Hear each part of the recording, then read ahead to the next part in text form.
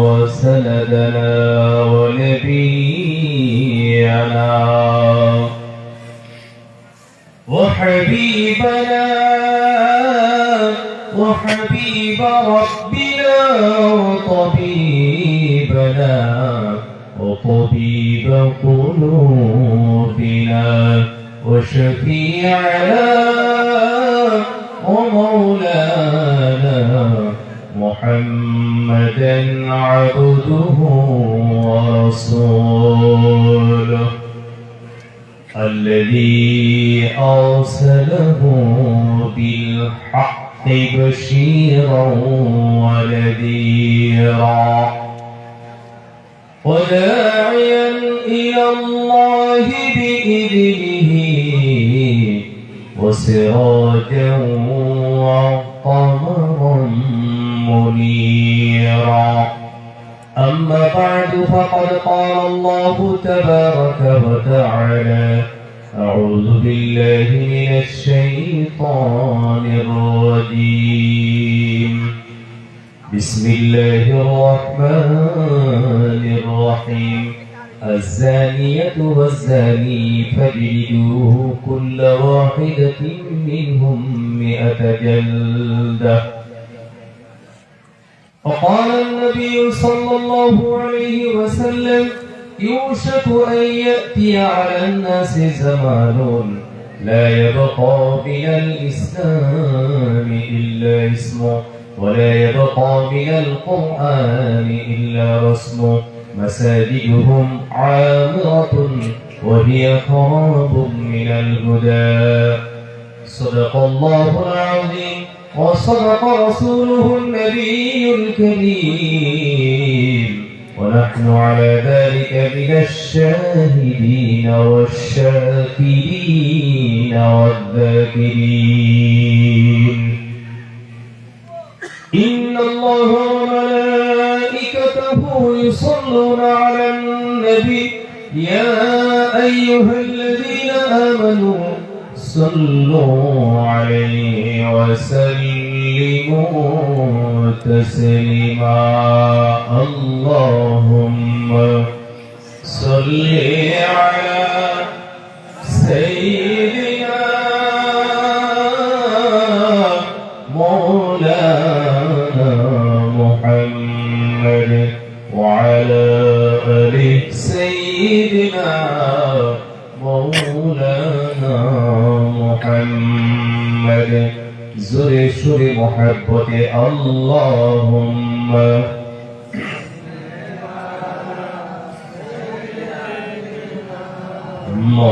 مولانا محمد وعلى آل سيدنا مولانا محمد।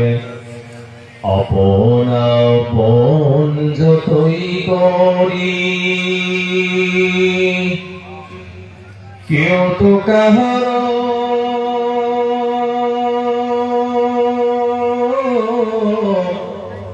আপন নয়, সবাই চাইতে যিনি আপন তিনি সোনার মদিনায়। আল্লাহুম্মা সাইয়্যিদিনা মাওলানা মুহাম্মদ ওয়া আলা আলি সাইয়্যিদিনা মাওলানা মুহাম্মদ। بلغ العلا بكماله পড়েন সবাই পড়ি আমরা। بلغ العلا بكماله كشف الدجى بجماله حسنت جميع خصاله صلوا عليه وآله لا إله إلا الله لا إله إلا الله لا إله إلا الله لا إله ইল্লাল্লাহ লা ইলাহা ইল্লাল্লাহ লা ইলাহা ইল্লাল্লাহ মুহাম্মাদুর রাসূলুল্লাহ সাল্লাল্লাহু আলাইহি ওয়াসাল্লাম। আমার সাথে পড়েন সাইয়্যিদুনা ওয়া মাওলানা মুহাম্মাদুর রাসূলুল্লাহ সাল্লাল্লাহু আলাইহি ওয়াসাল্লাম। জোরে জোরে জিকির করুন ইল্লাল্লাহ ইল্লাল্লাহ ইল্লাল্লাহ ইল্লাল্লাহ ইল্লাল্লাহ ইল্লাল্লাহ ইল্লাল্লাহ ইল্লাল্লাহ আল্লাহু আল্লাহ আল্লাহু আল্লাহ আল্লাহু আল্লাহ আল্লাহু আল্লাহ আল্লাহু আল্লাহ আল্লাহু আল্লাহ আল্লাহু আল্লাহ আল্লাহু আল্লাহ আল্লাহু হাজিরি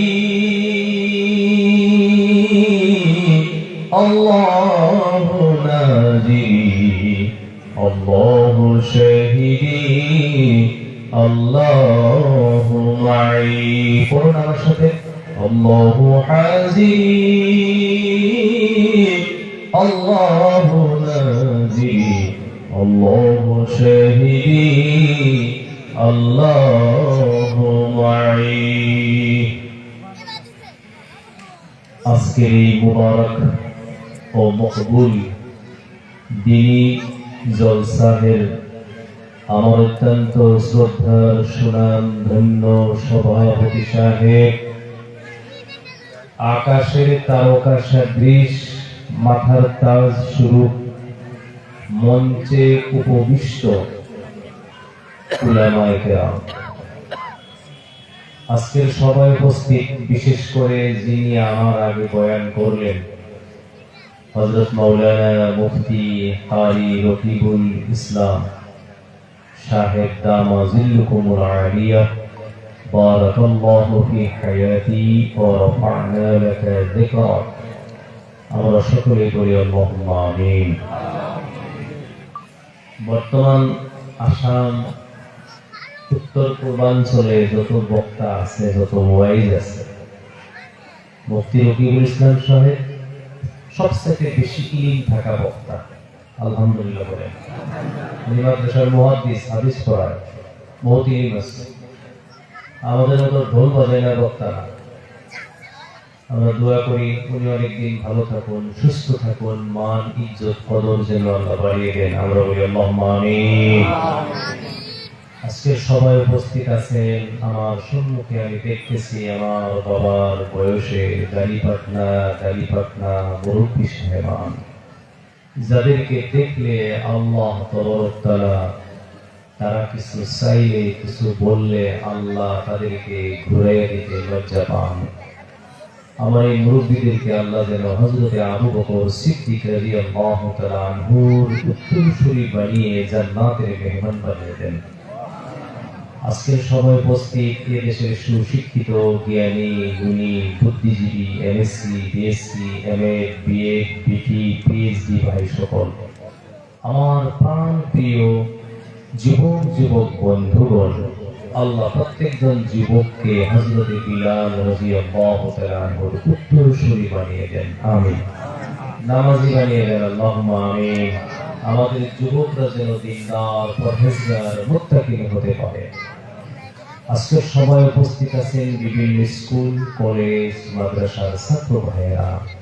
অত্যন্ত আমার আওয়াজ যদি পৌঁছে যায়, পর্দার অন্তরালে বসে থাকা অবলা, সরলা, সর্বগুণী গুণান্বিতা এদেশের আমার মা, আমার বোনেরা, আল্লাহ পাকের লাখো কোটি শুকর ও সুজুদ, আল্লাহ আমাদেরকে মানুষ বানাইছেন। আমরা বলি আলহামদুলিল্লাহ। তো বুজুর্গ দোস্ত, আপনারা দীর্ঘ সময় বয়ান শুনলেন, দামি বয়ান, মূল্যবান বয়ান শুনলেন। মুফতি রকিবুল ইসলাম সাহেব হাদিসের কোরআনের রশ্মিতে কথা বলেন, ইচ্ছা কাহিনী বলেন না। তো এখন আমার সভাপতি যিনি, উনি আমার খুব শ্রদ্ধার ব্যক্তিত্ব, হুজুরের সাথে অনেক বছর থেকে আমার পরিচয়। উনি একজন ওয়াইজ, উনি একজন বক্তা। তো আলহামদুলিল্লাহ আমি আপনাদের সম্মুখে এখন বসছি, আমি ওয়াজও করবো না, নসিহতও না, বয়ানও না, আপনাদেরকে নিয়ে শুধুমাত্র 1 ঘন্টা সময় দিনের মাশওয়ারা করব ইনশাআল্লাহ। রাজি আছেন? সর্বপ্রথমে আমি আপনাদের খেদমতে প্রথমে একটা আরজ, একটা দরখাস্ত, সেটা হলো রাত একটু বেশি হয়েছে, গতিকে আপনারা একটু একটু সামনের দিকে আসতে হবে সকলে। আর বাহিরে যারা যুবক বন্ধু, যারা ভবিষ্যৎ, পৃথিবীর ভবিষ্যৎ, যারা দুনিয়ার ভবিষ্যৎ, জাতির ভবিষ্যৎ, যারা যুবক, বিশেষ করে আজকের মাহফিলে যে যুবক বন্ধুদের উদ্যোগে আয়োজিত হয়েছে মাহফিল, আমি প্রত্যেকজন যুবক ভাইকে বলবো, আপনারা মেহনত করেছেন, পরিশ্রম করেছেন, কষ্ট করেছেন, দেশবাসী মানুষকে আহ্বান করছেন, আজকের এই মাহফিলে সর্বপ্রথম ওনাদের সাথে আপনারা বসে যান। যুবক বন্ধুরা বসে যান, বাইরে যারা দাঁড়িয়ে আছেন ভিতরে আসেন, আসেন অল্প অল্প আগে আসেন, আগে আমার দিকে আসেন, আমার দিকে। সুবহানাল্লাহ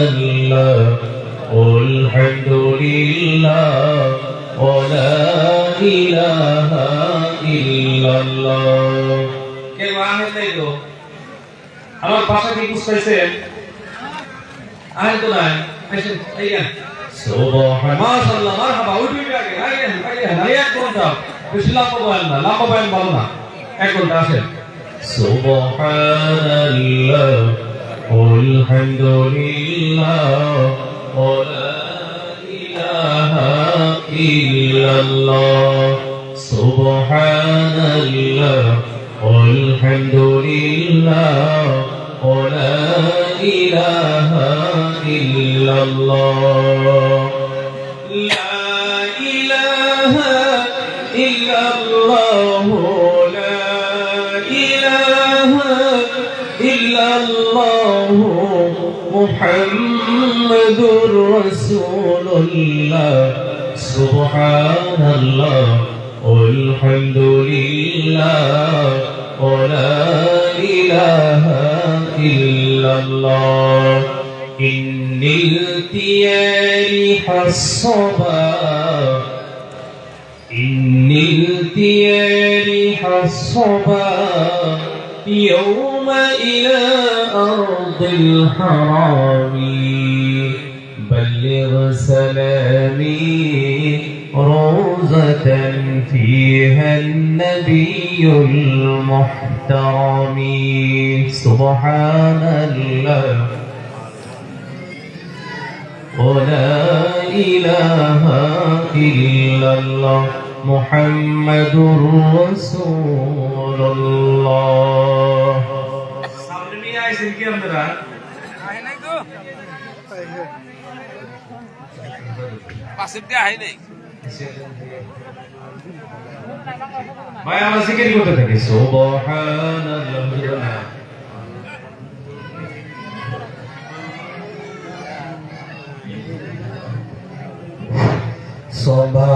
Subhanallah walhamdulillah wa la ilaha illallah.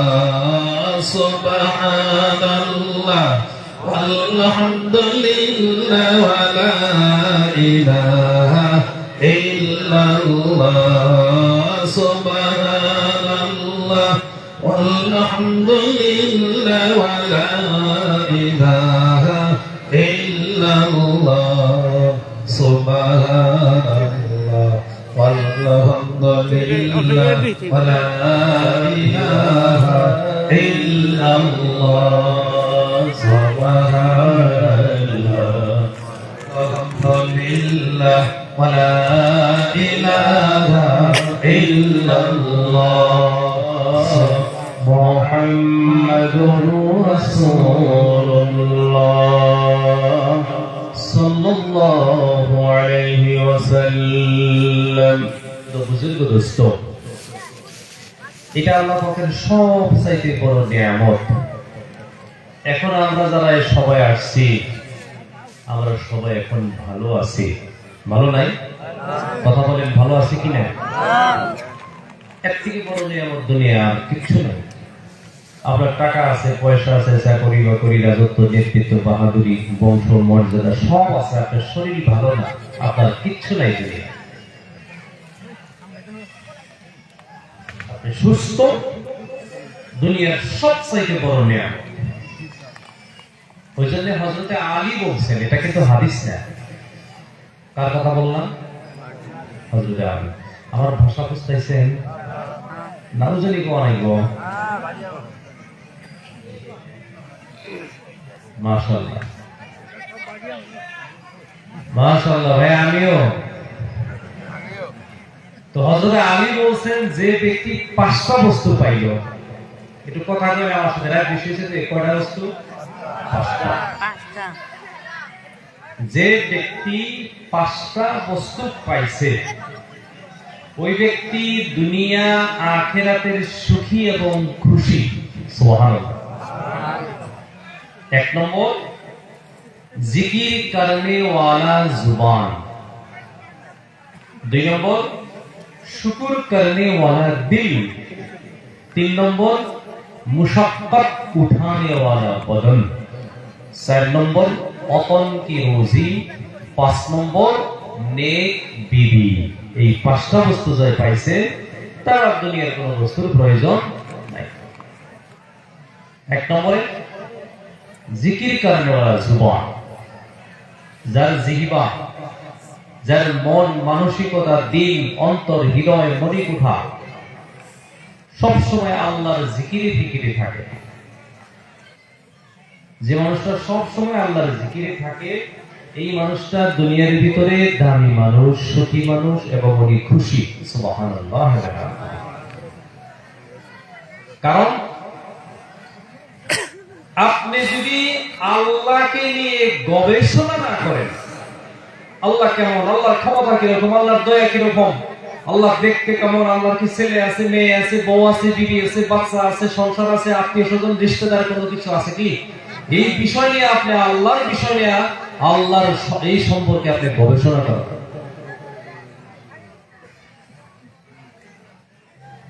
আল্লাহকে নিয়ে যদি আপনি গবেষণা না করেন, আপনি পূর্ণ ঈমান আর মুমিন আর মুসলমান হতে পারবেন না।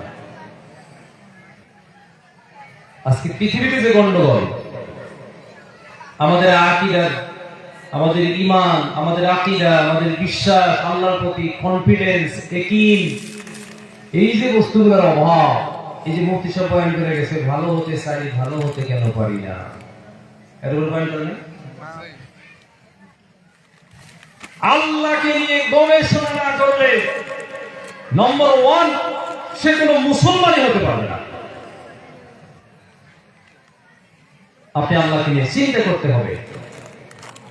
আপনি আল্লাহকে নিয়ে যত চিন্তা করবেন, আপনি তত শুদ্ধ হবেন, তত শুদ্ধ হবেন, তত ভালো হবেন, তত পাক হবেন, তত পবিত্র হবেন।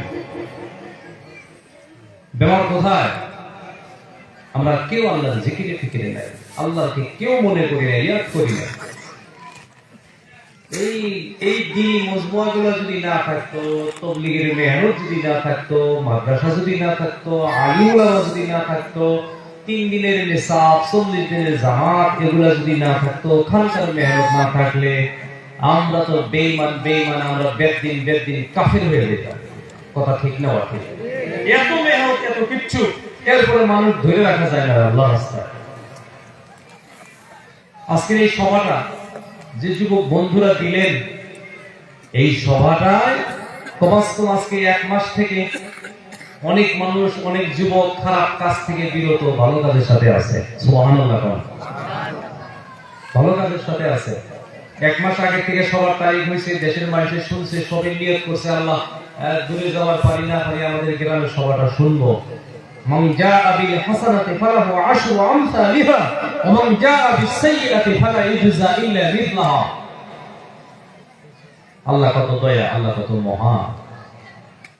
আমার যুবক বন্ধু, মহান আল্লাহ রাব্বুল আলামিন এই আয়াতের জড়িয়ে, আয়াতের যেটা সারাংশ ভাবার্থ হলো, আসমানের নিচে জমিনের উপরে কোন যুবক, কোন মানুষ যদি, কোন মহিলা পুরুষ যদি একটা গুনার নিয়ত করে, যত সময় পর্যন্ত গুনাহটা না করে, মুফাসসিরিনে কিরাম লিখতেছে তার আমলনামার মধ্যে গুনাহ লেখা হয় না।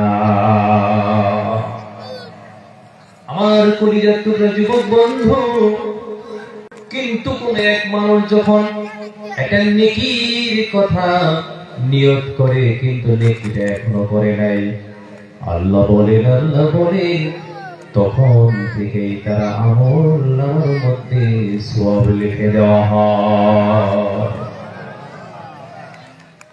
আপনি নেকি করে নিলেন, তাহলে নিয়ত করছেন সবাই ভালো, তখন থেকে আপনার আমলনামার মধ্যে সওয়াব লেখা হইতেছে। কিন্তু মনে মনে ভাবছিলেন চুরি করব, চুরি করেন নাই এখনো, আপনার আমলনামায় গুনাহ লেখা, কথা কন, গুনাহ লেখা হবে না। আল্লাহ মহান কিনা কথা বলেন। গতিকে আপনি কারে নিয়ে চিন্তা করবেন, কারে নিয়ে গবেষণা করবেন? আল্লাহকে নিয়ে গবেষণা। ছোট্ট একটা দৃষ্টান্ত, এরপরে আমরা সাবজেক্টে যাইতেছি, প্রজেক্ট দেখতেছি, খুব সম্ভব পাওয়া হয়ে আছে সবাই, তাই না? মা বোনদের সব বিষয়ে আলোচনা হবে। এই যে একটা সূরা, সূরা ইখলাস, আউযু বিল্লাহি মিনাশ শাইতানির রাজীম, বিসমিল্লাহির রহমানির রহিম, কুল হুয়াল্লাহু আহাদ, আল্লাহুস সামাদ, লাম ইয়ালিদ ওয়া লাম ইউলাদ ওয়া লাম ইয়াকুল লাহু কুফুওয়ান আহাদ। এই সূরাটা আমরা প্রায় সবাই মুখস্থ আছে না ভাই? কথা বল, প্রায় সবাই মুখস্থ আছে। আমার যুবক বন্ধু, ও মুরব্বী বাবাজিরা, পর্দার অন্তরালে আমার মা বোনেরা, নবী বলেছেন বুখারীর বর্ণনায়, বুখারী শরীফের হাদিস, আমার আল্লাহর রাসূল বলেছেন, কোন একজন কলেজ স্টুডেন্ট, মাদ্রাসার স্টুডেন্ট, কোন যুবক, কোন ব্যবসায়ী, কোন পাইলট, কোন কৃষিজীবী, কোন চাকরিজীবী, কোন পুরুষ কিংবা মহিলা উত্তম রূপে সূরা ইখলাস পুরো সূরাটা যদি 3 বার পাঠ করে, নবী বলেন তার আমলনামার মধ্যে তামাম কোরআন তিলাওয়াত করার সমপরিমাণ সওয়াব লিপিবদ্ধ করা হয়। আমার ভাষা বোঝা গেছে না? ইখলাস পড়লি 3 বার পড়লি কি সওয়াব পাওয়া যায় ভাই? তামাম কোরআন পড়ার সওয়াব পাওয়া যায়। আমার যুবক বন্ধু, মুরব্বী বাবাজিরা, নবী বলেন কোন মানুষ যদি প্রত্যেক ফরজ নামাজের পরে, প্রত্যেক ফরজের পরে, প্রত্যেক 5 ওয়াক্ত নামাজের পরে আয়াতুল কুরসি পড়ে, আল্লাহু লা ইলাহা ইল্লা হুয়াল হাইয়ুল কাইয়্যুম لا تأخذه سنة ولا نوم له ما في السماوات وما في الأرض من ذا الذي يشفع عنده إلا بإذنه يعلم ما بين أيديهم وما خلفهم ولا يحيطون بشيء من علمه إلا بما شاء وسع كرسيه السماوات والأرض ولا يؤوده حفظهما وهو العلي العظيم। নবী বলেন, আর পৃথিবী কেউ না যার কথা আল্লাহর কাছে সবচাইতে বেশি পছন্দ, তিনি আখিরি জামানার নবী। জোরে বলুন সুবহানাল্লাহ। এই নবী বলে প্রত্যেক ফরজ নামাজের পরে, 5 ওয়াক্ত নামাজের পরে, পুরুষ কিংবা মহিলা কেউ একজনে যদি আয়াতুল কুরসি নিয়মিত পাঠ করতে থাকে, লা ইয়ামনাউহু মিনাদ দুখুলি ইল্লাল মাউত। আল্লাহু আকবার কোন। আপনি আয়াতুল কুরসি পড়তেই থাকলেন, নবী বলেন আপনি জান্নাতে চলেই গেছেন, মারহাবা কোন। আয়াতুল কুরসি ডেইলি 5 ওয়াক্ত নামাজের পরে আপনি পড়তে আছেন, নবী বলেন আপনি জান্নাতে চলেই গেছেন। আপনি প্রশ্ন করতে পারেন, যাই নাই, তার উত্তর হলো মরেন নাই তাই যান নাই, মরতে দেরি জান্নাতে যাইতে দেরি হবে না।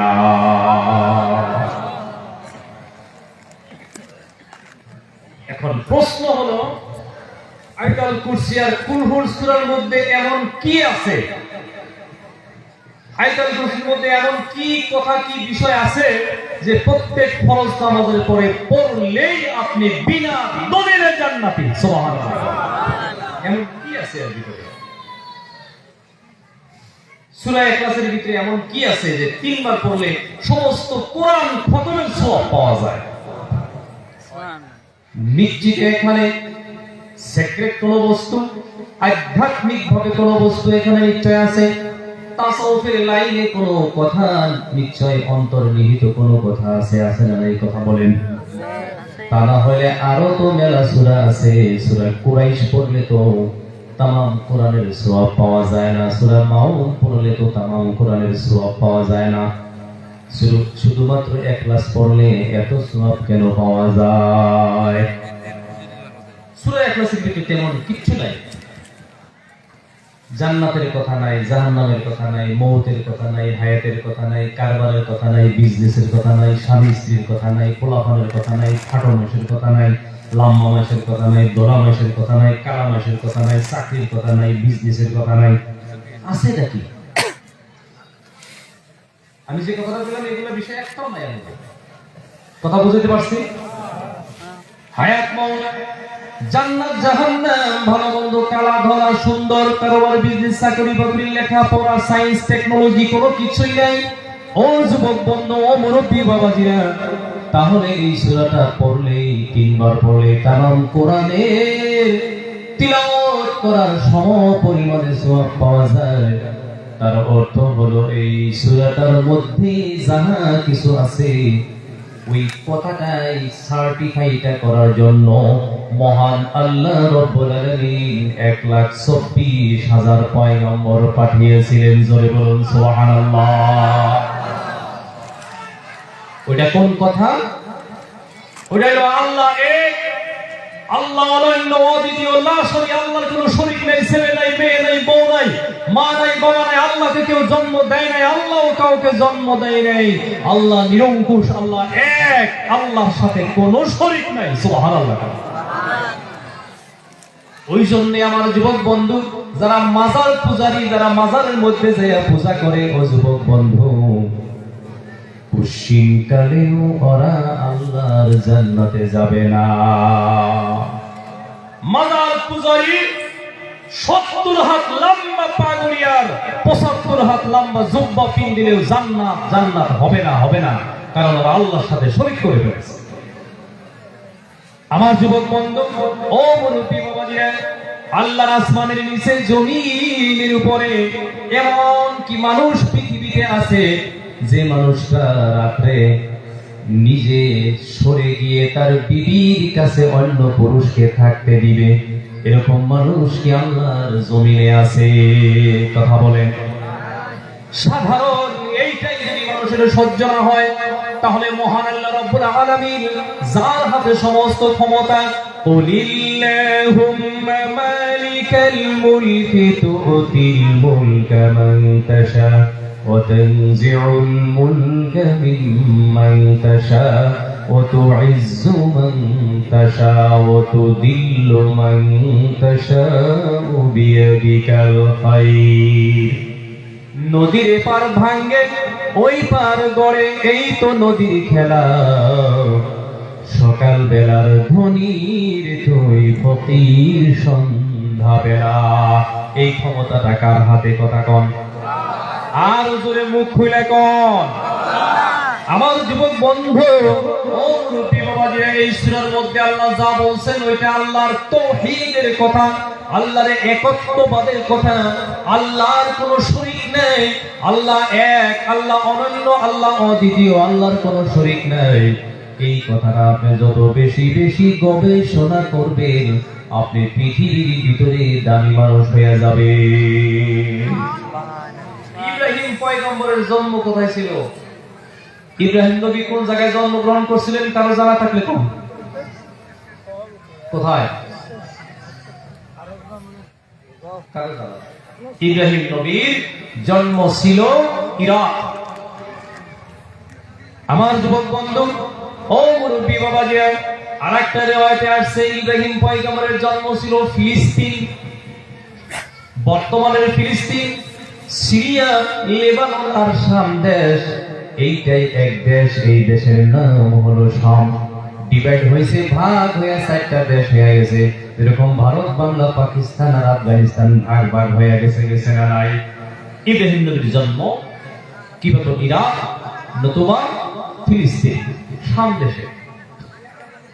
কথা কি শুনতেছেন আমার যুবক বন্ধু?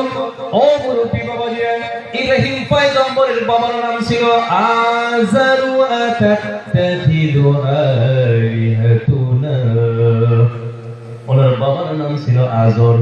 আজরের একটাই কাম ছিল, ডেইলি হাত দিয়া অসংখ্য মূর্তি বানাইয়া ওই মূর্তিগুলা শুকাইয়া মাথায় টুকরিত নিয়ে বাজারে বিক্রি করত।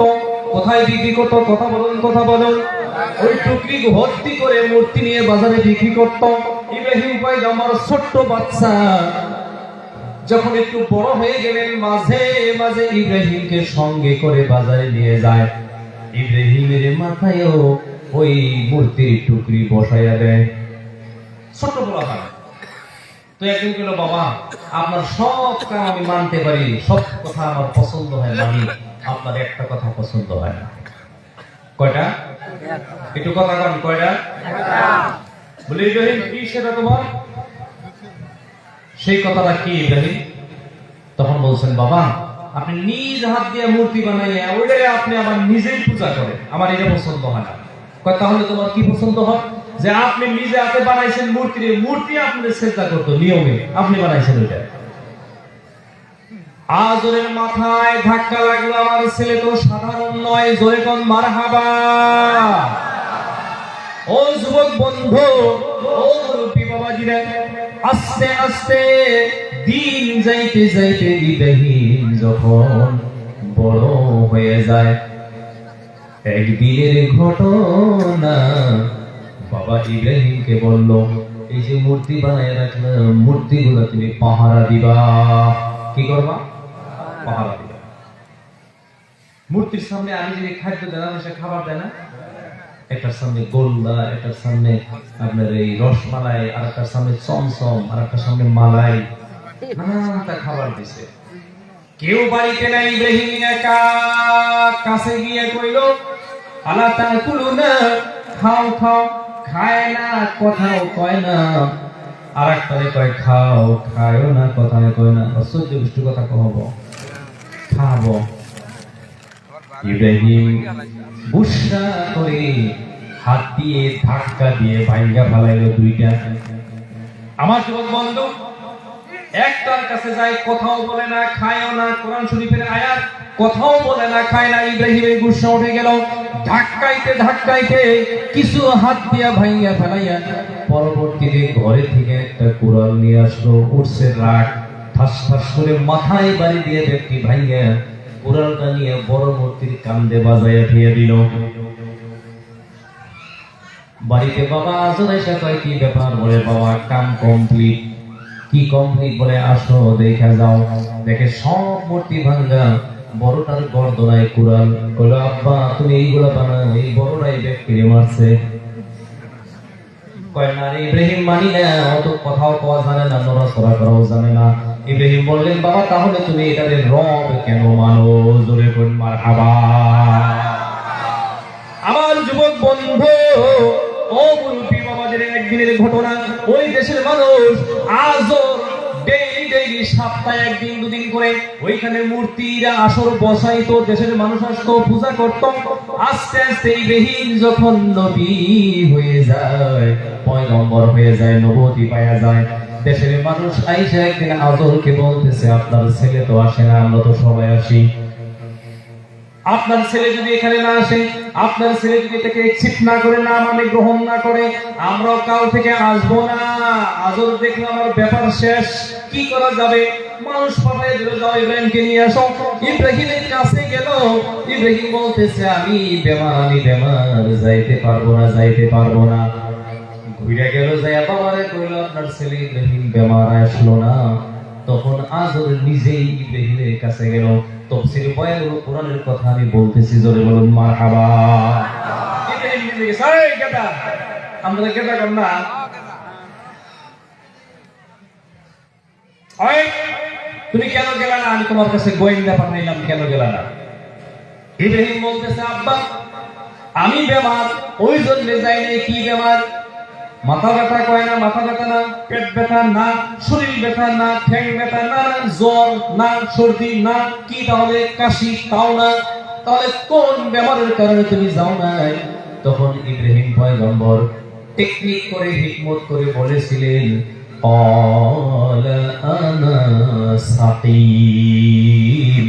আব্বা আমি অসুস্থ, আমি বেমারি। তার অর্থ হলো আমি মানসিক বেমার, আল্লাহ ছাড়া কারো কাছে মাথা নত করতে পারি না। জোরে বলুন সুবহানাল্লাহ। আমার যুবক বন্ধু, ও মুরব্বী বাবাজিরা, এবার বাবার সাথে ছেলের টকরাও, দেশের মানুষের সাথে টকরাও। ইব্রাহিমকে গ্রেফতারি পরোয়ানা জারি করে দেশের মানুষ বলল, তোমাকে নমরুদের কাছে নিয়ে যাব, বাদশার কাছে নিয়ে যাব। কারণ ওই যুগের বাদশা নমরুদ নিজেই মূর্তি পূজা করতো। কথা বুঝে আসছে না? নাই নমরুদের কাছে নিয়ে গেল। আল্লাহর পয়গম্বর ইব্রাহিমকে বলল, কি ব্যাপার, এটাতে তুমি রাজি কি অরাজি? বলে, না আমি মানি না। সৈন্যদেরকে বলল, 40 গজ লম্বা, 40 গজ পুতুল, এইভাবে একটা গর্ত খনন করো।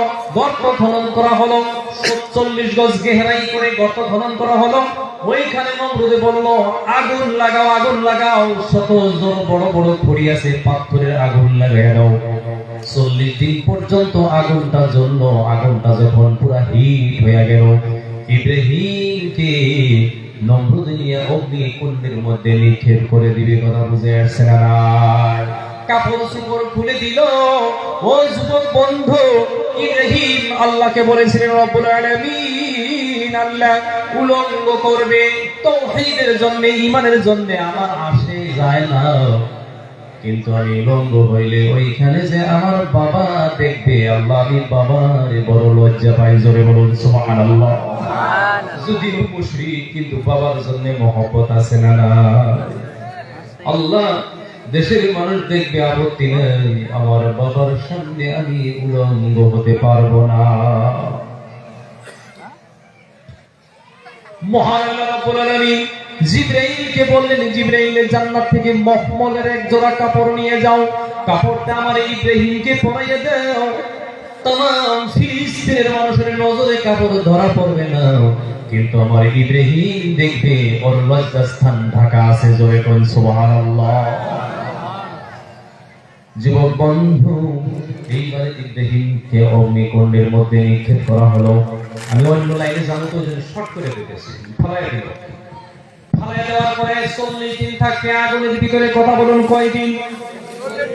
40 দিন পার হয়ে গেল। নমরুদ বলতেছে, ওনার সহচর উজির নাজিরকে বলল, চলো দেখে আসি। ইব্রাহিম পুরে জয়লাপুর হয়ে সারখার হয়ে গেছে। 40 দিন পার হয়ে গেল। সকাল যাইয়া দেখে ওই আগুনের পাশে মানুষ প্রায় 1 কিলোমিটার দূরে থাকেই তাপ লাগতো। কথা বুঝে আসছে না? 4টা সাইড ছিল, 4টা সাইড, 1টা 2টা 3টা 4টা সাইড, 40 গজ 40 গজ। কথা বুঝছেন? কোন এক সাইডে গিয়ে নমরুদ তার উজির নাজিরকে নিয়ে বলল, এই সাইড দিয়ে যাওয়া যাবে। পাশে গিয়ে দেখে যেখানে ইব্রাহিমকে ফেলাইছিল ওই জায়গাটা দেখতে গেল যে ইব্রাহিম পুরে সারখার হয়ে গেছে। আল্লাহর কসম, আল্লাহর কসম, নমরুদ তাকাইয়া দেখে ইব্রাহিম নবী আগুনের কুণ্ডের মধ্যে চলাফেরা করতেছে। কি ব্যাপার, কি হলো? ও যুবক বন্ধু, আমার মুরব্বী বাবাজিরা, মহান আল্লাহ রাব্বুল আলামিন ইব্রাহিমকে অগ্নিকুণ্ডের মধ্যে নিক্ষেপ করার আগে আল্লাহ বলে দিয়েছিলেন, আউযু বিল্লাহি মিনাশ শাইতানির রাজীম, বিসমিল্লাহির রাহমানির রাহিম, কুলনা ইয়া নারু কুনি বারদান ওয়া সালামান আলা ইব্রাহিম। ও আমার আগুনের অগ্নিকুণ্ড, আমার ইব্রাহিমের জন্য তুমি বারদান মানে ঠান্ডা হয়ে যাও, ঠান্ডা হয়ে যাও। এই কথাটা বলার পরে আল্লাহ মনে মনে ভাবলেন, চিন্তা করলেন, আগুনটা যদি একবারে বরফের মতো ঠান্ডা হয়, আমার ইব্রাহিম বরফের মধ্যে পড়ে গেলেও মরে যাবে। ওই জন্য আল্লাহ বলে দিলেন, সালামা, নরমাল হয়ে যাও। জোরে বলেন সুবহানাল্লাহ। কথাটা আমি এই জন্য বললাম। ও যুবক বন্ধু, এবার আপনারা আমার প্রশ্নের উত্তর দেন। ওই সময় ইব্রাহিম কয়জন ছিল? কথা বলেন, কয়জন? 500 কি? 500 ইব্রাহিম ছিল? 5000, 5 লাখ, না কয়জন? কথা কোন? এক ইব্রাহিমের সঙ্গে তদানীন্তন সময়ের গোটা দেশের মানুষ পারে নাই, কারণ ইব্রাহিম ছিল তাওহীদের পক্ষে। জোরে বলেন সুবহানাল্লাহ। আমরা ছোটবেলা মক্তবে পড়াই, মাদ্রাসায় পড়াশোনা করাই, ধর্মসভা করি, তাফসীরে কোরআন মাহফিলে যাই, জিকির আজকার করি, রোজা রাখি, 5 ওয়াক্ত নামাজ পড়ি। কেন? মানুষ একটা এমন পূর্ণ মানুষ বানাবার জন্য, তাওহীদওয়ালা বানাবার জন্য। আজকের এই সভাটা কেন? আল্লাহর গুণগান আপনারা শুনবেন, আমরা শুনবো, আলোচনা করব, আল্লাহর বিষয়ে আলোচনা হতে থাকবে। আপনার ভিতর মজবুত হয়ে যাবে আল্লাহর জন্য। কথা বলেন, কার জন্য? আপনার অন্তঃকরণ, আপনার দিল, মন, মানসিকতা মজবুত হবে, মজবুত হবে, ভিতর থেকে মজবুত আর ক্লিয়ার হয়ে যাবে। এমন ভাবে মজবুত হবে, দিন শিখলে, দিনের চর্চা করলে, আল্লাহকে নিয়ে গবেষণা করলে, আল্লাহর জিকির করলে মানুষ অত মজবুত আর অত মজবুত হয়ে যায়। পায়ের তালু থেকে মাথা পর্যন্ত বন্দুক দিয়ে গুলি করতে করতে যদি তামাম বডিটা জাজরা করে দেয়, অমন ব্যক্তি এক আল্লাহ ছাড়া ইব্রাহিমের মতো পৃথিবীর কারো কাছে মাথা নত করবে না। ওইরকম তাওহীদপন্থী আর ভিতর থেকে মজবুত করার জন্য সূরা ইখলাস পড়তে হয়। জোরে বলেন সুবহানাল্লাহ। এখানে আল্লাহকে নিয়ে গবেষণা, আল্লাহর জিকির, আল্লাহর আজকার, আল্লাহর বিষয়, আল্লাহর জীবনযাপন, আল্লাহ কেমন, এই বিষয় সূরা ইখলাসের ভিতরে কুল হুয়াল্লাহু আহাদ, একজন এক আল্লাহ, অনন্য, অদ্বিতীয়, লাশানি কোনো শরীক নাই। জোরে বলেন সুবহানাল্লাহ।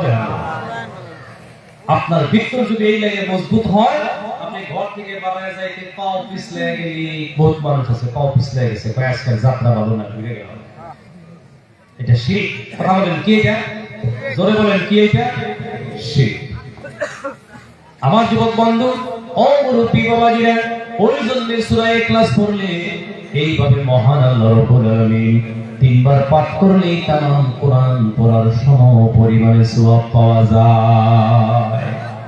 আর আয়াতুল কুরসি, আয়াতুল কুরসির মধ্যে এমন পাওয়ার, আপনি পড়তে থাকবেন, জিন্দেগি চলতে থাকবে, মরতে দেরি, জান্নাতে যাইতে দেরি হবে না। আমরা পড়বো আজকের থেকে আয়াতুল কুরসি 5 ওয়াক্ত নামাজের পরে। কারা কারা পড়বো? হাত তোলেন। নারায়ে তাকবীর। আজকের ধর্মসভা থেকে একটা আমল নিয়ে যান, একটা আমল, বেশি লাগবে না। একটু দরুদ পড়ি। আল্লাহুম্মা সাল্লি আলা মাওলানা মুহাম্মাদ ওয়া আলা আলি সাইয়্যিদিনা মাওলানা মুহাম্মাদ। আমার যুবক বন্ধু, ও মুরব্বী বাবাজিরা, এইখানে যুবকরা যদি ধর্মসভা না করতো, হয়তো একদিন 2 দিন করে শয়তানের ধোঁকা দিতে একটা গানের প্যান্ডেল সাজায়া ফেলাইতো। ঠিক না? ধর্মসভার সঙ্গে নবপ্রজন্ম যুবকেরা জড়িত হয়ে থাকতে একদিন মহান আল্লাহ রাব্বুল আলামিন এই ভালো কাজ কোরআনের বরকতে আমাদেরকে আল্লাহ রাব্বুল আলামিন ইব্রাহিম পয়গম্বরের মতো তাওহীদওয়ালা বানায়া দিবে। তো বুজুর্গ দোস্ত, কথা ছিল, যে ব্যক্তি 5টা বস্তু পাইছে দুনিয়ার ভিতরে সবচেয়ে সুখী, তার ভিতরে 1 নম্বরে কি কইছিলাম? জিকির করনেওয়ালা দিল। এখান থেকে কথা আসলো 2 নম্বরে শুকর করনেওয়ালা দিল, যে অল্পতেই খুশি, ওর মতো সুখ আর দুনিয়ার কেউ নাই। সুবহানাল্লাহ। আচ্ছা, কনসেপ্ট দুনিয়ায় কষ্টে কারা আছে? নিজের সমাজের কথা চিন্তা করেন, কষ্টে কারা আছে? আমার যুবক বন্ধু, একজন পিলপিলি গাড়ি চালানেওয়ালা, অটো চালানেওয়ালা, আমি নিজে অনেক অটোওয়ালা বন্ধুকে জিজ্ঞাসা করে দেখেছি, ভাই আজকে সকাল থেকে বিকাল পর্যন্ত কষ্ট করলা, কয় টাকা পাইলা? বলে, হুজুর আজকে মাত্র খরচের পরে আমার 300 টাকা জমা হয়ে গেছে। আমার আল্লাহ আমারে বহুত দিছে, জোরে কোন সুবহানাল্লাহ। ও বাড়িতে আসার পরেও খাবে ওর সুখ, বাচ্চা কাচ্চা বিবির সাথে কথাবার্তা বলবে ওর সুখ, ঘুমায় যাবে ওর সুখ আর শান্তি শান্তি। কিন্তু ওই ব্যক্তি দুনিয়াতে অশান্তিতে আছে। সারাদিন 5000 টাকা ইনকাম করার পরেও সন্ধ্যার পরে ঘর থেকে বের হয়ে যায়, কাশির গুয়ায় কাশি লাগাইয়া কারের ফান্দে ফালাইয়া থানা পর্যন্ত নিয়ে 10,000 টাকা কামাই করতে পারি। দুনিয়ায় কুত্তার শান্তি আছে, এই শ্রেণীর মানুষের শান্তি নাই। কথা বুঝে আসলে না কি করছে? কুত্তায় ভালো করে থাকে, ভালো করে ঘুমায়, কুত্তার ভিতরে 10টা ভালো গুণ আছে। কথা বলেন কয়টা? 10টা ভালো। কিন্তু এই শ্রেণীর মানুষের শান্তি নাই, যারা মানুষকে খুসায় আছে না নাই? কোন মানুষকে পরিশানি করবেন না, আপনার পরিশানি জীবনে ছাড়বো না। বহুত মানুষ আছে কয়, হুজুর আমার সুন্দরী রূপবতী মেয়েটা গ্রামের এই মাতাব্বরের জ্বালায় আমি ভালো জায়গায় বিয়ে দেয় না। ভাই, কথার উদ্দেশ্য হলো মানুষকে কোনোদিন পরিশানি করবেন না, মানুষকে শাস্তি দিবেন না। আপনি শাস্তি দিয়ে ক্ষমতার বলে আপনার পিরিয়ড পার হয়ে যাবে। আপনার এই বদ আমলের কারণে 400 বছর পর্যন্ত আপনার জেনারেশন পৃথিবীতে আসবে, আপনার কমপ্লিট জেনারেশন অশান্তি থাকবে। বর্তমান মিডিয়া দেখেন না যে খালি ওই তরকারি বেছে, পান সুপারি বেছে, অল্প আপনার নিট পরীক্ষায় পাশ করে এমবিবিএস এ সিট পাইল, খালি গরিব মানুষ, খালি দুঃখিয়া মানুষ, খালি সহস্তে উপার্জনকারী মানুষের পয়সা আপনার বড় মানুষ হইতেছে। জলিকন সুবহানাল্লাহ বিহামদি। কি কারণ? যারা সহস্তে উপার্জন করে, নিজ হাত দিয়ে, আপন হাত দিয়ে হাজিরা করে, কামলা করে যারা উপার্জন করে, তারা আল্লাহর বন্ধু, আল কাসিবু হাবিবুল্লাহ। তারা আল্লাহর বন্ধু, তাদের রিজিক হালাল, তাদের ঘর হালাল, বাড়ি হালাল, বালিশে রাতে ঘুমায়, বালিশটাও হালাল। জোরে বলেন সুবহানাল্লাহ।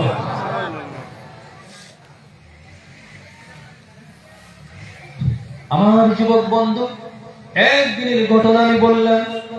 সহস্তে উপার্জনকারী মানুষকে আল্লাহ কত ভালোবাসে।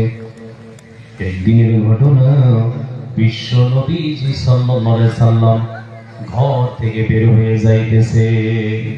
একজন গরীব সাহাবা মনে মনে অনেক দিন থেকে মনে ভাবে, আমি রাসূলের সাথে যদি মুসাফা করতে পারতাম আমার জীবনটা ধন্য হয়ে যাইত।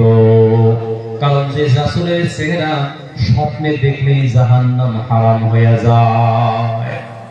আমার যুবক বন্ধু, ও মুরব্বী বাবাজিরা, আল্লাহর নবী সাল্লাল্লাহু আলাইহি সাল্লাম যাইতেছে। এই গরীব মানুষটা, হাজিরা কর্মেওয়ালা মানুষটা ওই দিন চান্স পায়া গেছে, নবীর হাত ধরে ফেলেছে, সালাম মুসাফা হয়ে গেছে। নবীর হাত ধরার পরে আর হাত ছেড়ে দেয় না, ছাইড়া দেয় না। লম্বা টাইম নবীর হাত ধরে রাখছে। নবীজির আদর্শ ছিল, কেউ হাত আগে টান না দিলে নবীজি আগে টান দিতেন না। কথা বলেন, নবীজি আগে টান দিতেন। আমার কলিজার টুকরা যুবক বন্ধু, ও মুরব্বী বাবাজিরা, অন্য একজন সাহাবা এই সাহাবাকে বলতেছেন, ভাই নবীর হাত ছেড়ে দেন, সময় অনেক পার হয়ে যাইতেছে। অমনি নবীজি আগে তো টান দিলেন না, নবীর আদর্শের মধ্যে নাই। গরিব সাহাবাটা হাত ছেড়ে দিয়েছেন। নবী বলেছেন, ও আমার সাহাবা, তোমার হাতটা বড় শক্ত। এই সাহাবা বললেন, ইয়া রাসূলুল্লাহ, ইয়া হাবিবাল্লাহ, সকাল থেকে বিকাল পর্যন্ত আমি আমার মা আর বাবা, আমার বিবি বাল বাচ্চাকে ভরণ পোষণ করার জন্য সকাল থেকে বিকাল পর্যন্ত আমি গরিব সাহাবা পাথর টানা কাম করি। কি কাম করে? ইয়া রাসূলুল্লাহ, পাথর টানা কাম করি।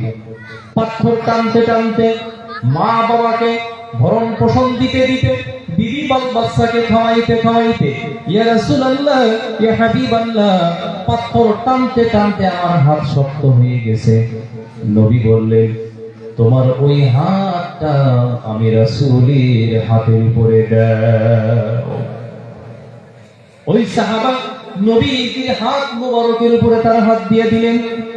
এইবার নবী বলতেছেন যে হাতটা মা আর বাবা বিবি বাচ্চাকে খাওয়াতে গিয়ে পাথর টানতে টানতে শক্ত হয়ে গেছে।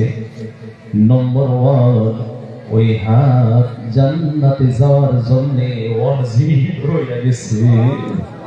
2 নম্বরে ওই হাতের উপরে আমি রাসূল একটা চুমা খাওয়া ওয়াজিব হয়ে গেছে।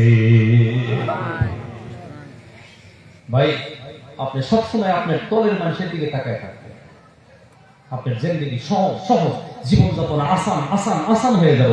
আপনার থেকে যে তলের, আপনার থেকে যে কষ্ট বেশি করে কামলা দেয়, হাজিরা দেয়, ফেলা ফেলায় মানুষের হোটেল থাকে, ঘরে থাকে, কাম করে, আপনি এদের দিকে তাকাবেন, আপনার জীবন সিধা সিধা সহজ সহজ সহজ হবে।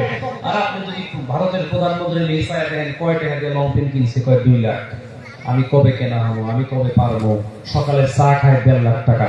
এই চিন্তা করলে আপনি অস্থির অস্থির, অশান্তি অশান্তি, কিচ্ছু করতে পারবেন না। আপনার জীবনে অশান্তি অশান্তি। একজনের বড় গাড়ি, একটা ফরচুনার গাড়ি নিয়ে যায়, আপনি চিন্তা করতেছেন আমার নাই আমার নাই, আপনি অশান্তি অশান্তি অশান্তি থাকবেন।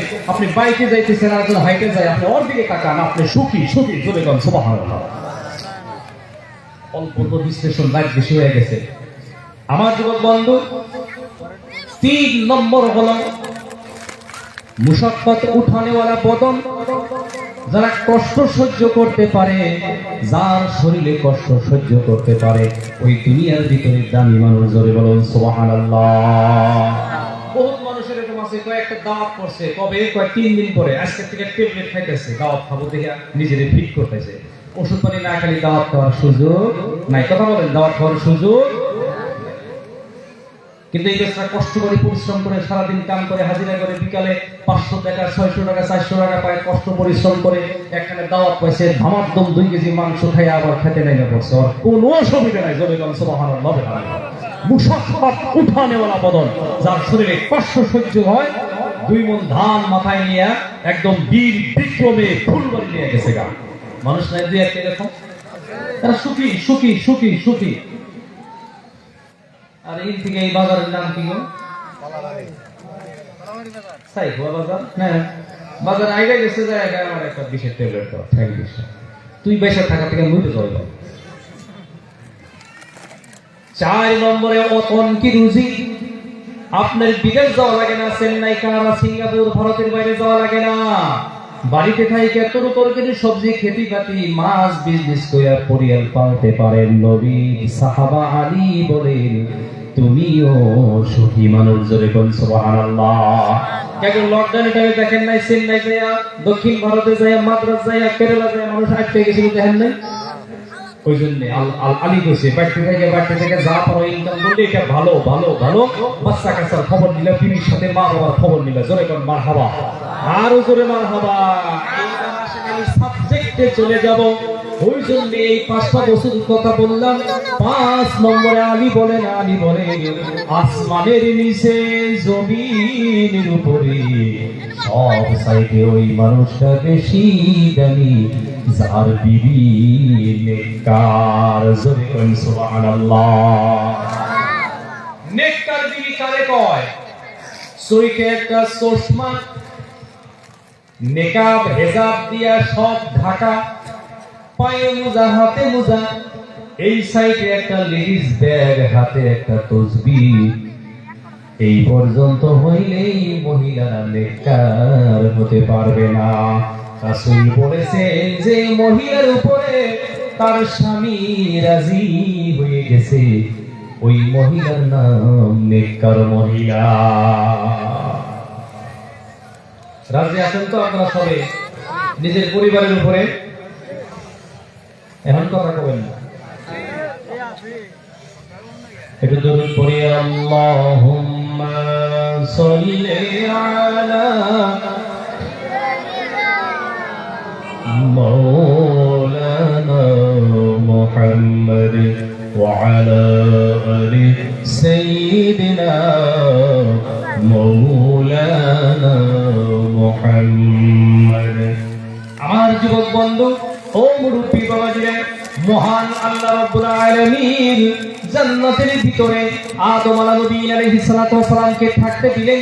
আদম নবীর মূর্তি বানাইয়া 40 দিন রাখলেন। আমি শর্ট করে নিতেছি সাবজেক্টে যাওয়ার জন্য, কথা বুঝে আসছে না নাই? 40 দিন জান্নাতের ভিতরে খাড়া করাইয়া রাখলেন।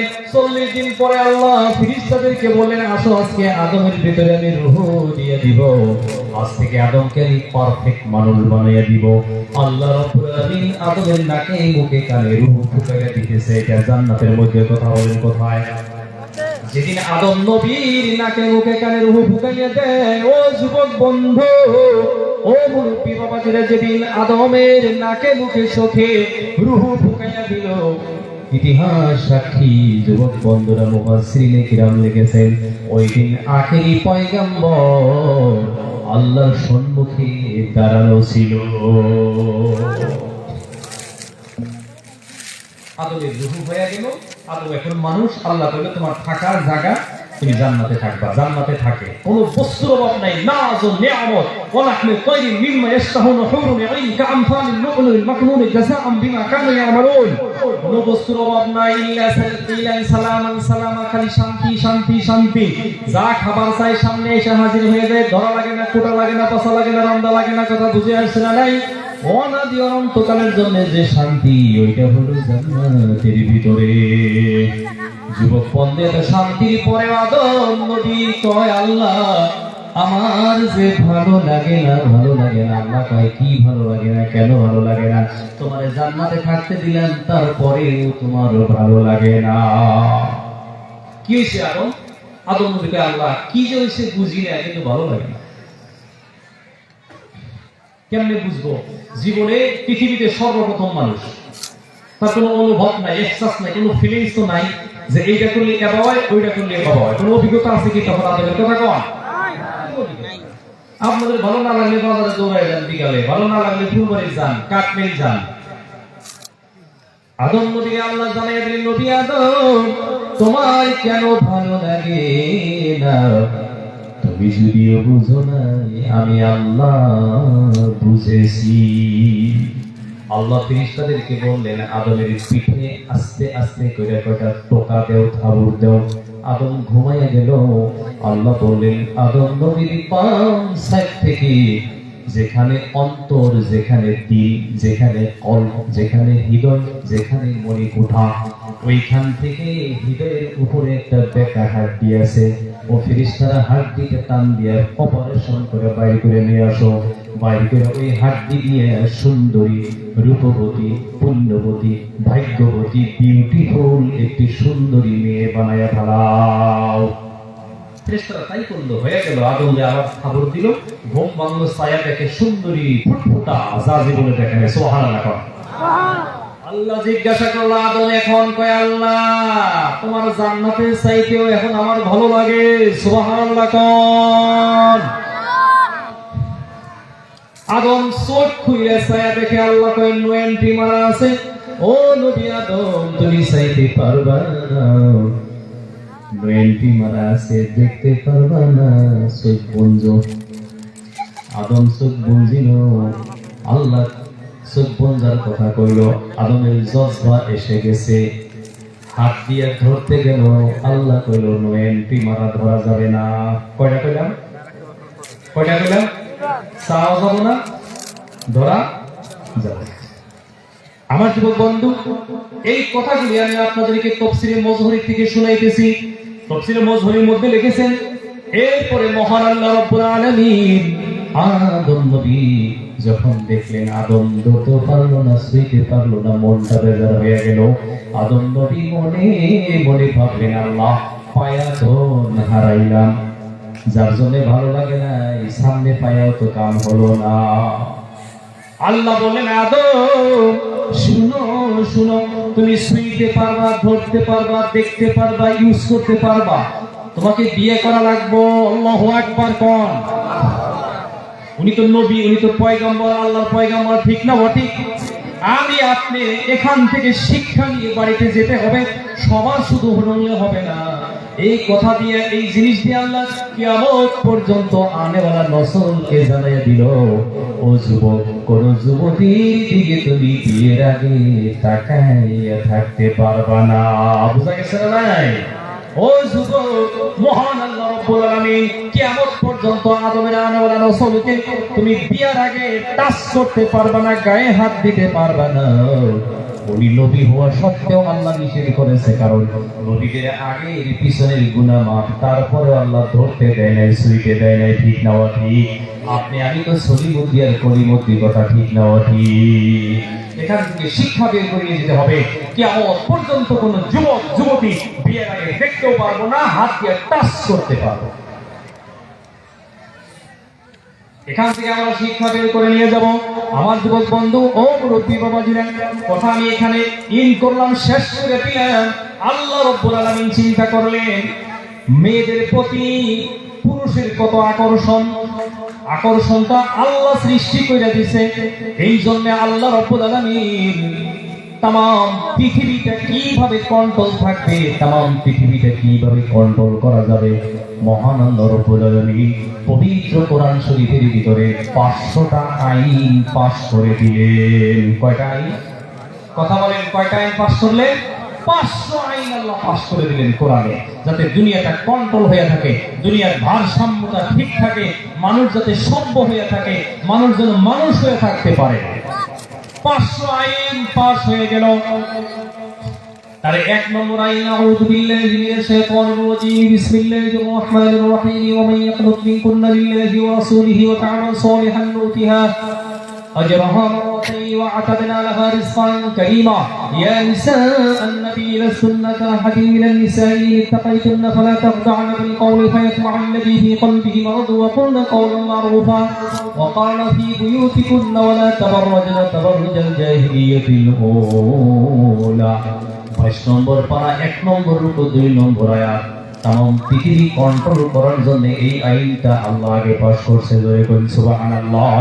এই আইনটা হলো পর্দার আইন। কিসের আইন পাস করছে আল্লাহ?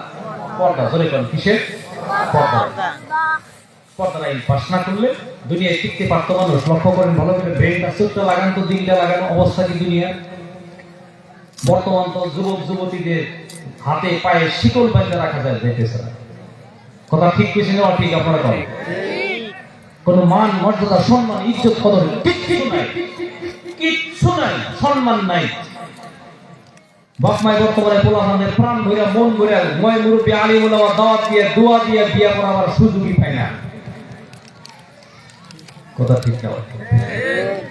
হাজার হাজার হাজার হাজার মিলিয়ন বিলিয়ন ঘটনা খালি পলায়া যাও, পলায়া যাও, পলায়া যাও, পলায়া যাও, পলায়া। আর এইটাকে আদম নবীর আকর্ষণ দেখে আল্লাহ কোরআনে 500 আইন পাস করছে। তার 1 নম্বর আইন পর্দার আইন। কথা কি বুঝাইতে পারলাম? আমার যুবক বন্ধু, এইবার আসেন আল্লাহ এই পর্দার আইনের ভিতরে কি কইছেন? ওয়ালা তাবাররাজনা তাবাররুজাল জাহিলিয়াতিল উলা। তাবাররুজ শব্দ আল্লাহ ব্যবহার করেছেন, মুফাসসির কেরাম লিখেছে। আমি 3টা তাফসীর দেখলাম, কালকে সকালেও দেখছি। তাফসীর বায়ানুল কোরআন মজবরিয়া, তাফসীর ইবনে কাসির, মুফাসসিরে কেরাম লিখেছেন তাবাররুজের 3টা তরজমা, 3টা অর্থ। কয়টা অর্থ? কথা কোন? 1 নম্বর অর্থ হলো তাই ঠিক করে কাপড় পরিধান করে মহিলারা। 2 নম্বরে খাটো খাটো কাপড়, শর্ট শর্ট কাপড় পরিধান করে। 3 নম্বরে রাস্তা দিয়ে যাইতে নিজেকে হেলাধুলা করে, মানুষের কাছে উপস্থাপন করে, দেখো আমি কত সুন্দর, আমার দেখতে কিরকম। নিজের সৌন্দর্য মানুষের কাছে ফোটাইয়া বেড়ায়। এরকম মহিলা তো একটা দুনিয়াতে আছে না? নাই? কেন থাকবে না? আল্লাহ খুশি কোথায় গেল? কেনা খুশি গো? জোরে কোন কেনা খুশি? হয়তো এই দেশে আমার কোনো মা এরকম না, আমার কোনো বোন এরকম না, আমি এদেরকে বলি নাই। আমার যুবক বন্ধু, আমার মুরব্বী বাবাজিরা, তাই ঠিক করে কাপড় পরিধান যদি কোনো মা কোনো বোন করে, কি হবে? বুখারী শরীফের হাদিস, বিসমিল্লাহির রহমানির রহিম, ক্বালা রাসূলুল্লাহ সাল্লাল্লাহু আলাইহি ওয়াসাল্লাম নিসাউন আলিয়া ইলা আখির হাদিসে, ও কমা ক্বালা রাসূলুল্লাহ সাল্লাল্লাহু আলাইহি ওয়াসাল্লাম। ও যুবক বন্ধু, আমার মুরব্বি বাবাজিরা, মহিলারা যখন টাইট ফিট করে কাপড় পরিধান করে তাদের শরীরের বিষয়টা বোঝা যায় না? মহিলাদের পায়ের তালু থেকে মাথার চুলগুলি পুরুষের জন্য আকর্ষণ। জোরে একবার বলা যাবে কি মারহাবা?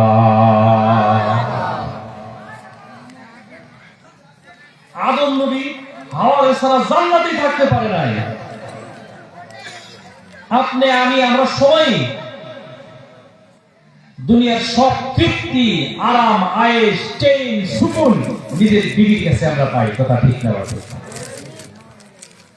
আমার যুবক বন্ধু, ও মুরব্বী বাবাজিরা, এটাকে আমি বললাম না, বর্তমানে কোরআনে একটা সূরা রুম, ওই যে রুম দেশ, ওইটাই তো ইটালি ছিল, ইরান, ওইটাই পারস্য দেশ।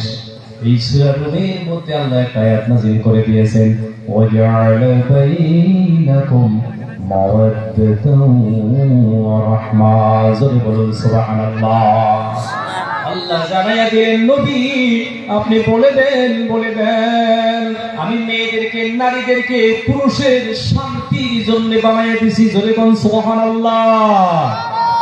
ওই জন্য চারজন মহিলা, যে মহিলার ভিতরে চারটা গুণ থাকবে, ওই মহিলা বিনা হিসাবে জান্নাতে যাবে। কয়টা গুণ? চারটা গুণ যে মহিলার থাকবে। তার ভিতরে এক নম্বর গুণ হলো তাবারুজ। আমি করে যাইতেছি, কথা বুঝতেছেন? এক নম্বরের গুণ হলো, ও যুবক বন্ধু, আমার মুরব্বী বাবাজিরা, যে মহিলা তার স্বামী যে বস্তুটা পছন্দ করে, স্বামীর পছন্দের বস্তুটা যদি বিবি পছন্দ করে, আমার নবী বলেন ওই মহিলা বিনা হিসাবে জান্নাতে যাবে। পৃথিবীর প্রত্যেকজন স্বামী, আমরা যারা এখানে স্বামী আছি, প্রত্যেকজন হাত তোলেন।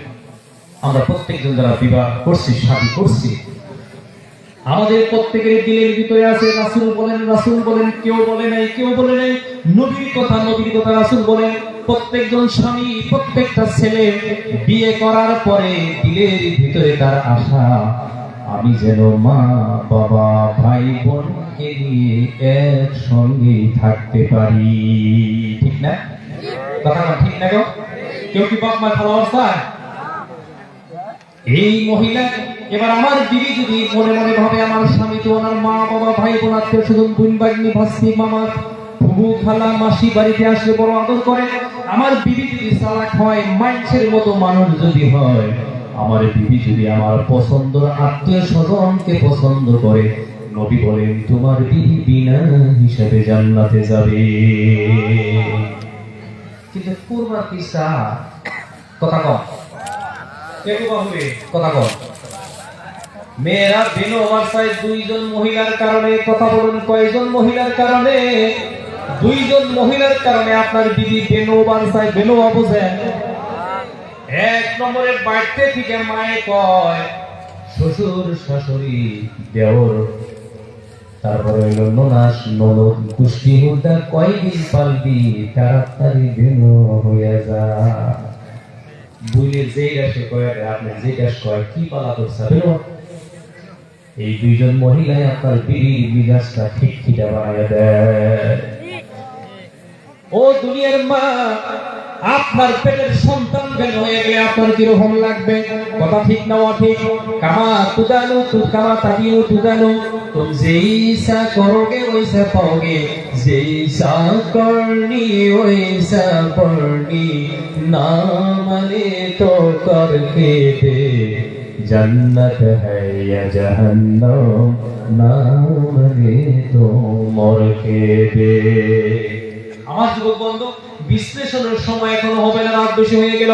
নম্বর 1, যে মহিলা তার স্বামীর পছন্দটাকে পছন্দ করে, ওই মহিলা বিনা হিসাবে জান্নাতে যাবে। তার ভিতরে অনেক কথা।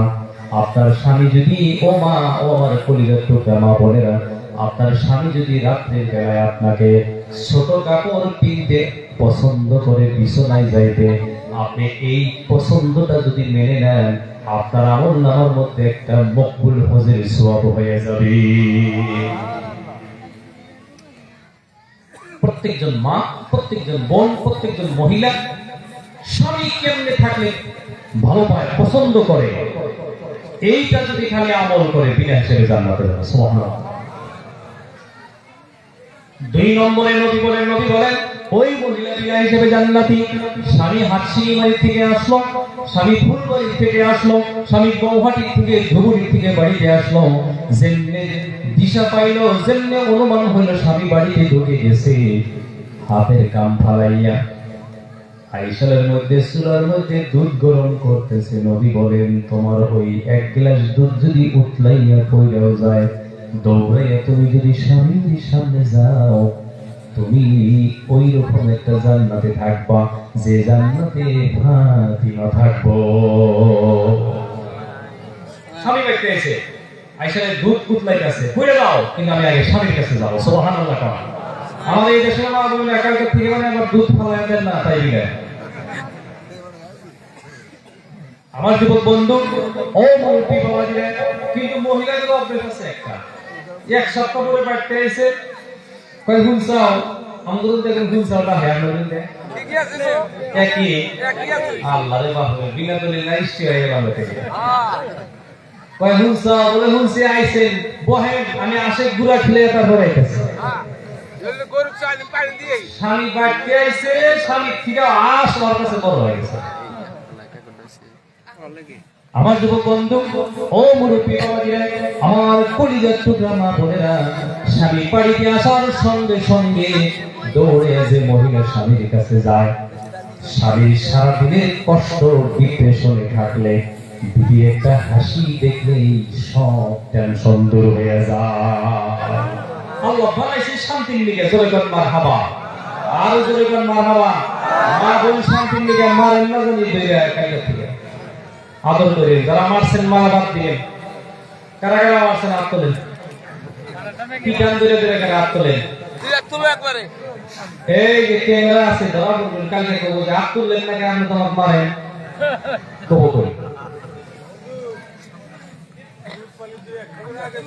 এটা জিকির করুন, লা ইলাহা ইল্লাল্লাহ, লা ইলাহা মুহাম্মাদুর রাসূলুল্লাহ সাল্লাল্লাহু আলাইহি ওয়াসাল্লাম। আমার যুবক বন্ধু ও মুরব্বী বাবাজিরা, স্বামীর পছন্দের আমল কেমন পছন্দের আমল পৃথিবীতে একজন মহিলাই করে দেখা গেলেন, তিনি মা ফাতিমা। একদিনের ঘটনা, গভীর রজনীতে স্বামী আলী ঘরে পৌঁছে গেছেন, ঘরে এসে দরজায় দিছে ধাক্কা, অমনেই মা ফাতিমা ঘরের দরজা খুলে দেন। আলী বলতেছে, প্রাণের বিবি ফাতিমা, এত রাত হয়ে গেল, তুমি এখনো পর্যন্ত ঘুমাও নাই। ফাতিমা বলে, প্রাণের স্বামী আলী রে, তুমি যত সময় পর্যন্ত বাড়িতে না আসো, আমি পিঠটা দরজার সাথে লাগাইয়া দাঁড়াইয়া থাকি।